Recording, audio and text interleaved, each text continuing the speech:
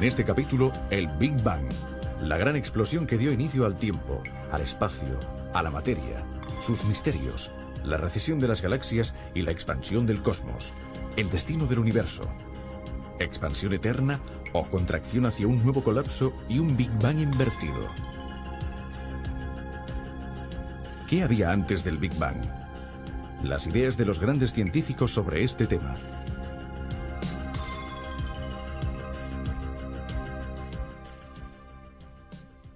¿De dónde provienen una silla, una mesa, una concha o un mineral? Bien, todas estas cosas, al igual que todas las que vemos a nuestro alrededor, están compuestas por átomos, tan pequeños que ni siquiera podemos verlos. En los núcleos de los átomos, los protones y neutrones están compuestos por partículas todavía más pequeñas, los quarks. Pero al principio la materia no existía, no había nada de todo esto, ni átomos ni quarks. Era la nada. No el vacío, sino la nada, algo que, como comprenderán, resulta muy difícil de imaginar. Después, de pronto, como en los juegos de manos de los prestidigitadores, que de la nada sacan un pañuelo o una flor, aparecieron los átomos que dieron origen a todas las cosas que vemos a nuestro alrededor. Según la teoría que hoy prevalece, la del Big Bang, una gran explosión inicial creó la materia que vemos en el planeta en el que vivimos y también en el universo a partir de la nada. En este episodio hablaremos precisamente de este mágico momento que tuvo lugar en el origen del mundo que conocemos. Pero, ¿cómo pueden afirmar una cosa así los científicos? ¿Cómo han llegado a esta teoría del Big Bang? Nuestro recorrido empezará por un hecho que actualmente ya ha sido verificado por muchas observaciones y mediciones. El cielo estrellado que está sobre nosotros no es inmóvil, no está fijo, sino que está en expansión. Se está dilatando como un inmenso soufflé a una velocidad endiablada. Veamos el siguiente reportaje que nos explica cómo se ha llegado a esta conclusión. Nada parece más tranquilo, estático e inmutable que el cielo estrellado. Esos puntos luminosos temblorosos que son las estrellas y las galaxias vuelven a ocupar la misma posición estación tras estación y año tras año. Los únicos movimientos que son fácilmente observables no tienen nada que ver con las estrellas o las galaxias, sino con la Tierra, que al girar alrededor del Sol descubre nuevos paisajes celestes en el transcurso de su viaje anual. Sin embargo, los astrónomos han descubierto que la aparente inmutabilidad del universo, del que solo vemos una pequeña porción en el cielo nocturno, es una ilusión. Las galaxias y las estrellas que lo componen se alejan unas de otras a gran velocidad. Dicho de otro modo, vivimos en un universo en expansión. Pero, ¿cómo han podido los astrónomos darse cuenta de este extraordinario fenómeno? En 1927, el astrónomo estadounidense Edwin Hubble, al analizar la luz de las galaxias, se dio cuenta de que ciertas líneas del espectro de la luz, en vez de encontrarse en su posición habitual, se habían desplazado hacia el rojo. ¿Por qué? Este fenómeno singular llamado redshift, o desplazamiento hacia el rojo, se puede explicar con el llamado efecto Doppler de la luz. Debido a este efecto, la frecuencia de la luz emitida por una fuente que se aleja del observador se desplaza hacia el rojo. En cambio, si el emisor se acerca al observador, la frecuencia de la luz se desplaza hacia el azul. El efecto Doppler está provocado por el hecho de que la luz viaja siempre a la misma velocidad, la máxima posible en el universo. El desplazamiento hacia el rojo que los astrónomos pudieron medir en casi todas las galaxias solo puede significar una cosa. Estos cuerpos celestes están alejándose rápidamente los unos de los otros. Pero, ¿quién dota a estos aglomerados de centenares de millones, a veces de miles de millones de estrellas, de la energía necesaria para esta fuga que, como parecen indicar algunos desplazamientos hacia el rojo, se produce a velocidades cercanas a la de la luz? Para escapar de forma tan veloz, las galaxias no necesitan energía. De hecho, es el espacio el que se expande. Cada segundo, a la distancia de un año luz, se crean 15 milímetros de nuevo espacio. O sea, es la expansión del universo la que separa a las galaxias unas de otras. Y esto también explica por qué las galaxias más lejanas parecen escapar a una mayor velocidad. En el mismo segundo, es mucho mayor el espacio que se crea entre nosotros y una galaxia lejana que entre nosotros y una galaxia cercana. Basta recordar que por cada año luz de distancia, En un segundo se crean 15 milímetros de espacio nuevo. Para explicar cómo la expansión del universo provoca la recesión de las galaxias, veamos un ejemplo. Imagínense una pelotita con unos puntitos dibujados que son las galaxias. A medida que la hinchamos, los puntitos se alejan porque la pelotita se hincha y se expande, separando los puntos unos de otros, tal como sucede en el universo. Pero si el universo está en expansión, tal como concluyen las observaciones de los astrónomos, significa que este movimiento debe haberse iniciado en alguna parte. Entonces podemos pensar en hacer el recorrido a la inversa, ir hacia atrás en la expansión e imaginar qué pudo haber sucedido en el punto inicial. ¿Una explosión? ¿Un Big Bang, es decir, una gran explosión? Veamos con más detalle cuál es el razonamiento que sostiene esta hipótesis.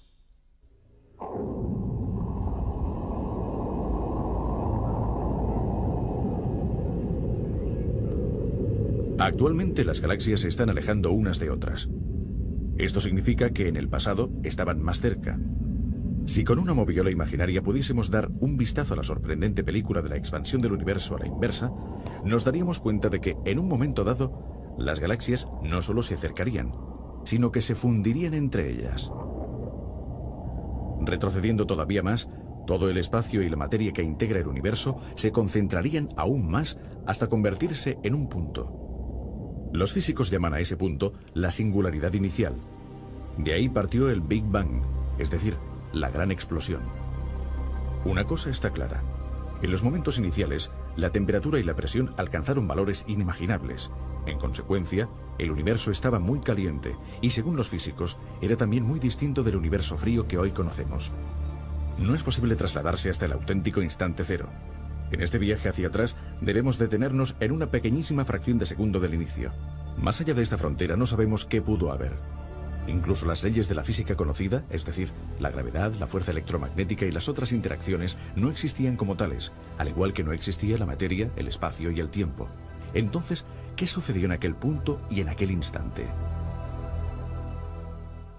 Esta es una pregunta que se han planteado muchos sabios. Se trata de uno de los campos en los que no es posible experimentar porque no existe ningún experimento de laboratorio que permita recrear las situaciones iniciales de temperatura y presión producidas en el Big Bang. Por lo tanto, es necesario imaginar cuál pudo haber sido la secuencia de los acontecimientos e intentar remontarnos hasta los primeros momentos utilizando los conocimientos disponibles en la actualidad y formulando algunas hipótesis que pueden ser tal vez razonables, pero no demostrables todavía. Un físico inglés, el profesor Timothy Ferris, ha tenido una brillante idea divulgativa que veréis dentro de poco para poder guiar a los profanos en este difícil recorrido. Ha imaginado el trayecto a través de una larga escalera que lleva hasta el punto cero, hasta el punto inicial del universo. Y durante la subida es posible asomarse periódicamente a algunas ventanas para entender de qué forma podía presentarse la materia en los distintos estadios iniciales. Veamos esta reconstrucción.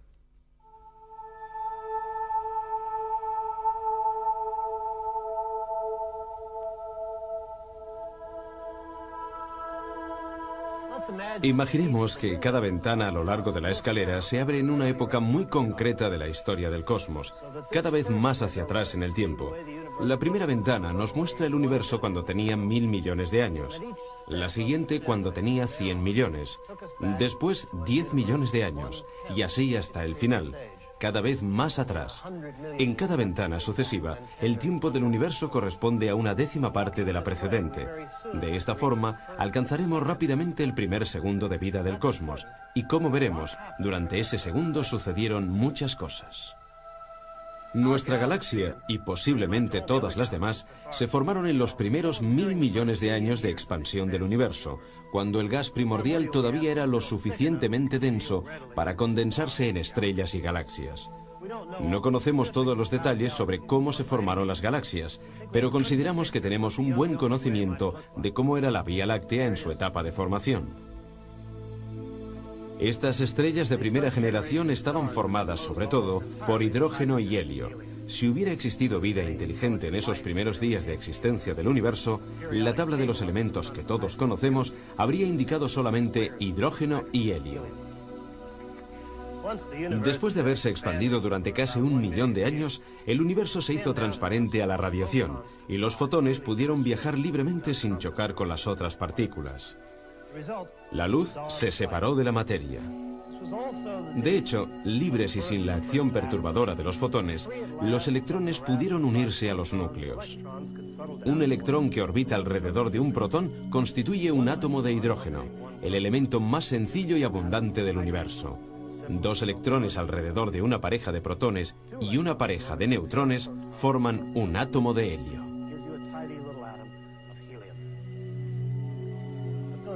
Pero los núcleos de helio ya existían. De hecho, se formaron en una época anterior.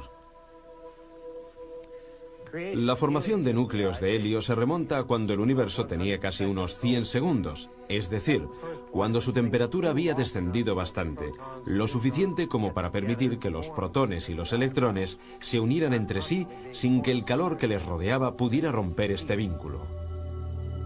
Por primera vez, protones y neutrones se unen estrechamente entre sí, gracias a la interacción nuclear fuerte, y tienden a formar tripletos.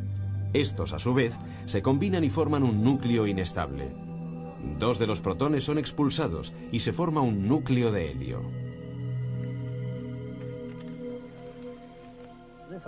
Este elaborado mecanismo de acoplamiento entre las partículas parece haber sido muy efectivo en los primeros instantes de vida del universo.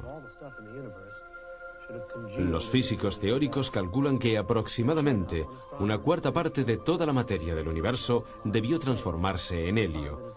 Y cuando los astrónomos, al estudiar la composición química del universo, descubrieron que, en promedio, 1/4 parte de la materia estaba formada por helio, tuvieron una de las pruebas más convincentes de que la teoría del Big Bang avanzaba en la dirección correcta. Ahora nos remontamos a tiempos muy remotos, cuando el universo tenía 1 segundo de vida. El calor era tan intenso que ni siquiera la interacción nuclear fuerte podía mantener unidos a los protones y neutrones. El universo era el llamado caldo primordial, formado por quarks libres, y no podía existir ninguna otra partícula fundamental. 1/10 de segundo, 1/100ésima de segundo después del inicio del tiempo. El universo era tan denso que incluso los neutrinos, que son partículas subatómicas tan escurridizas que incluso pueden atravesar una plancha de plomo de un espesor de miles de millones de kilómetros, incluso los neutrinos, decía, no consiguieron escapar del caldo primordial de materia y energía.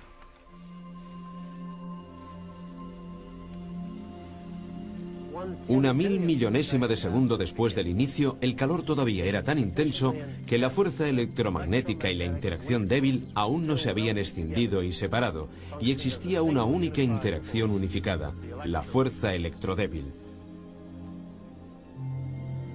Durante este periodo de tiempo se crearon un gran número de partículas Z. Bosones débiles y fotones actuaban en conjunto, y el universo estaba regulado por 3 únicas fuerzas en lugar de 4.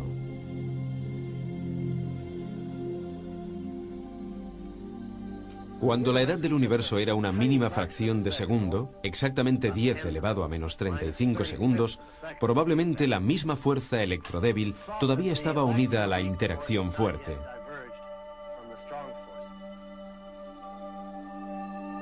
Durante un breve momento, la simplicidad natural prevista por las teorías unificadas fue real.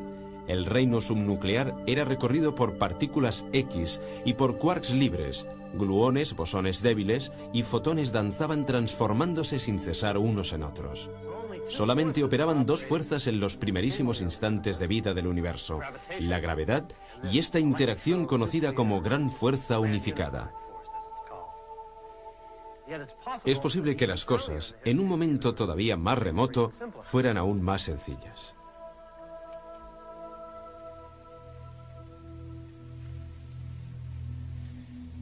Estamos en el primer instante del universo. La fracción de tiempo transcurrida desde que el universo empezó a expandirse es tan pequeña que, para cuantificarla, sería necesario escribir, después de la coma, unos 40 ceros. El universo, es decir, todo lo que nos rodea, estaba contenido en una única chispa de energía en rapidísima expansión, todavía más pequeña que el núcleo de un átomo y regulada por una única fuerza primordial. Si supiéramos lo que sucedió entonces, podríamos entender por fin las relaciones entre las leyes de la naturaleza, entre el espacio y el tiempo, entre la materia y la energía. Por el momento, todavía no lo sabemos. Es necesaria una teoría que nos explique cómo se comporta la naturaleza en esas condiciones extremas. Se está trabajando para descubrirla y se considera que será una teoría cuántica de la gravedad, llamada de superunificación o de supersimetría. Es obvio que no sabemos qué nos dirá, pero quien consiga plasmar esta teoría podrá entrever el umbral de la creación.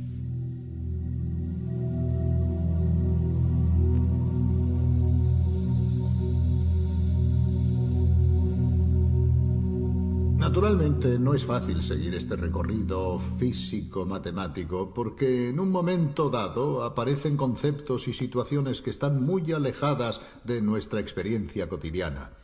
Por otra parte, los mismos físicos tienen dificultades para crear una reconstrucción tan distinta de todo lo que actualmente puede ser estudiado y experimentado.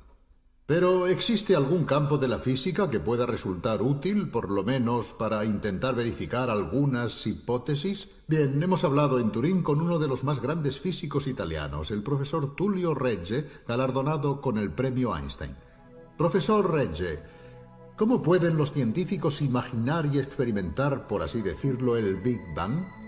¿Hay alguna manera de recrear al menos parcialmente las situaciones iniciales? La observación del Big Bang en sí misma no puede realizarse, aunque pueden verse sus efectos indirectos como la distribución de los elementos químicos en el universo, que nos da algunas informaciones sobre el Big Bang, pero ni los telescopios ni los radiotelescopios consiguen llegar a esa época. Se han detenido antes por varios factores. ¿Cómo podemos llegar a saber alguna cosa utilizando los aceleradores? En un acelerador de partículas, que normalmente son protones, estas chocan frontalmente a energías muy elevadas.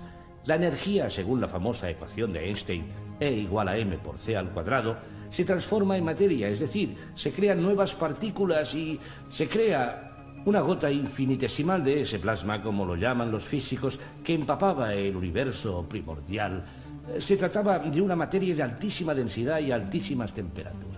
O sea que prácticamente es como hacer circular dos bolas en sentido contrario dentro de un anillo que chocan en pleno aire, como si se disparasen dos cañonazos esperando que las balas de cañón choquen en pleno aire y... En este caso crearían materia. En este caso crearían materia. Como sucedió en el Big Bang. Y también antimateria. Es más, habitualmente una de las dos partículas es un antiprotón y, en consecuencia, antimateria, y la otra es el protón.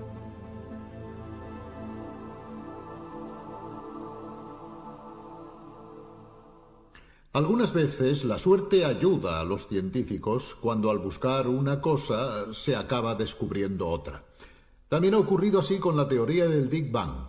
Hay un capítulo famoso en la historia de la física y que concierne precisamente a dos investigadores que estaban trabajando en otra cuestión, sin pensar en ningún momento en el Big Bang. Habían preparado su antena parabólica dirigiéndola hacia el centro de la galaxia.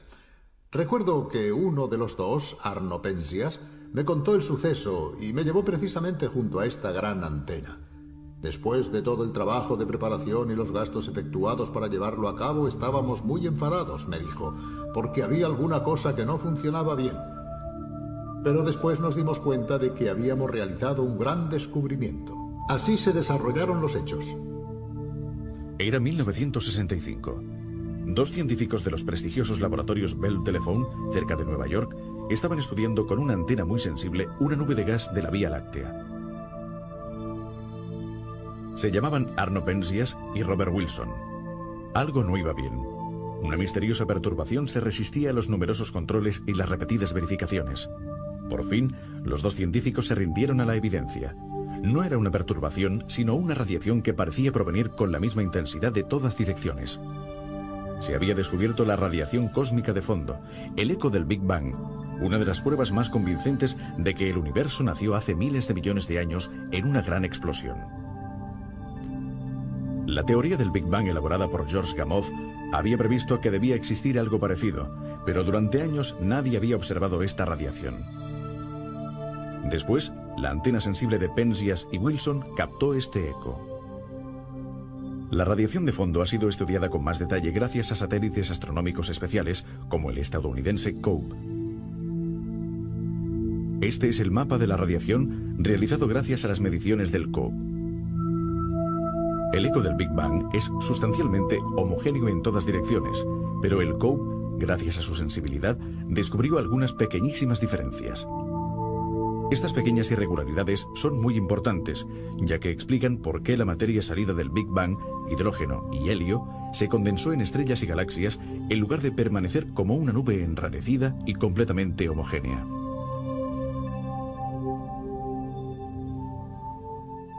Naturalmente hay una pregunta que todos nos planteamos. Bueno, el Big Bang es difícil de describir, de comprender en sus detalles. ¿Cómo tuvo lugar esa explosión de materia y qué había antes? Aquí entramos en un terreno en el que solo la imaginación de los físicos puede intentar formular hipótesis. Uno de los científicos más creativos y geniales en este campo es el astrofísico Stephen Hawking, también famoso en todo el mundo por su gran talento como divulgador. Escuchemos ahora su opinión.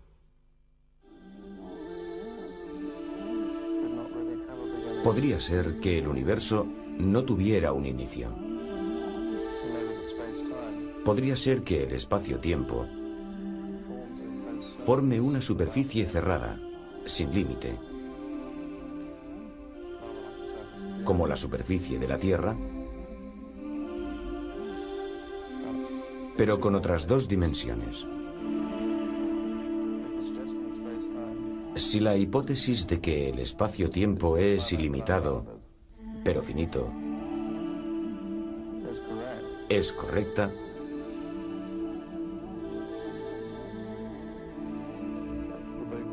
entonces el Big Bang sería como el polo norte de la Tierra.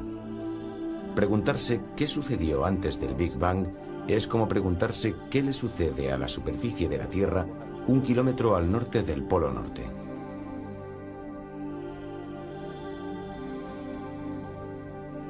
Es una pregunta sin sentido. Pero hay otra pregunta que nos podemos plantear. ¿Cómo acabará la materia que está a nuestro alrededor en el cosmos? ¿Se perderá toda en el espacio infinito? ¿O quizá, como los guijarros que se echan al aire, acabará volviendo a caer sobre su punto de partida? Veamos el siguiente reportaje.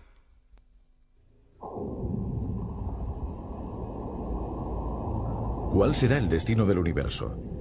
¿Continuará su expansión eternamente, haciéndose cada vez mayor y más frío, hasta que por fin todas las estrellas se apaguen y la materia, ya oscura e inerte, continúe vagando por el cosmos sin evolución posterior? ¿O quizá la expansión, en un momento dado, se parará y el universo volverá a contraerse, las galaxias se acercarán y se fundirán entre sí, hasta que todo se colapse en una especie de Big Bang a la inversa, para quizá volver a explotar en un nuevo Big Bang, dando lugar así a un universo oscilante que se expande y se colapsa eternamente?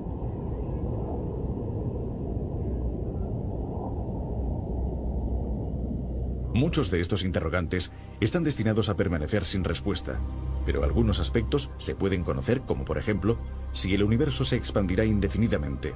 De hecho, esto depende de la cantidad de materia presente en el universo.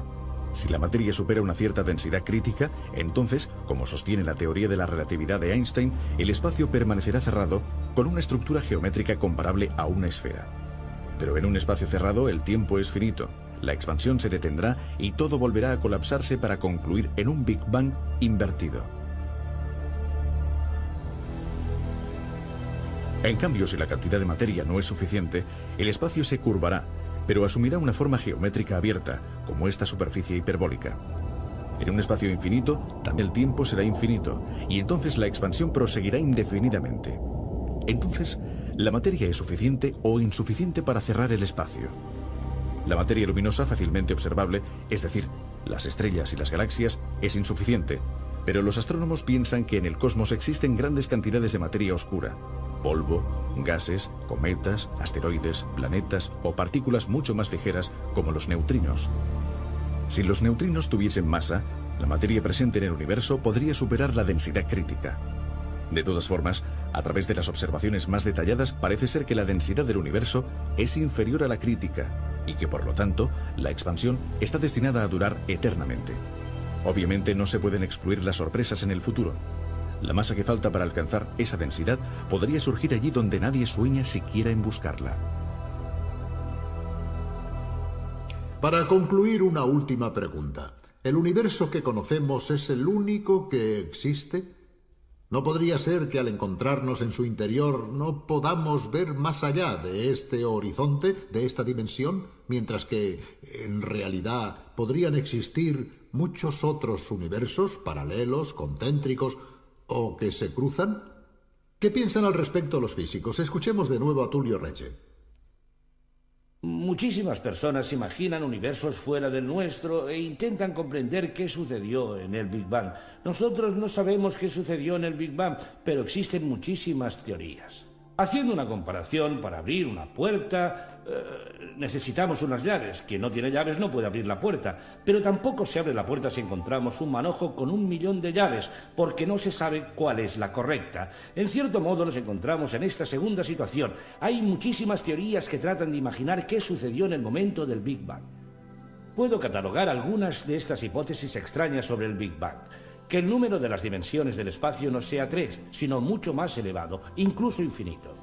Que exista, como ha postulado Hawking, una transacción cuántica en el espacio a través de direcciones imaginarias en el tiempo, algo muy complejo matemáticamente. Y que el espacio se haya ramificado, que haya creado universos paralelos. No conocemos las respuestas a algunas de estas preguntas, porque para hacerlo sería necesario llegar exactamente al momento del Big Bang, y aquí precisamente es donde hallamos dificultades enormes. Podemos imaginar las cosas, hacer teorías cada vez más fantásticas, y probablemente la verdad, en sentido retórico, es que todas estas ideas, de alguna manera, estarán engarzadas en una misma imagen del universo, y todas estas cosas nos dirán algo sobre el inicio de los tiempos, de una forma que, de momento, es totalmente inimaginable. Bien, acabamos aquí por hoy. Creo que al preguntarnos sobre estas cuestiones nos damos cuenta de cuántas cosas quedan todavía por estudiar y por descubrir. Puede que jamás obtengamos ciertas respuestas, pero es bonito pensar que la inteligencia humana intenta afrontar también este gran desafío, que no se conforma nunca con las respuestas y que se plantea siempre nuevas preguntas. Hasta pronto, hasta la vista.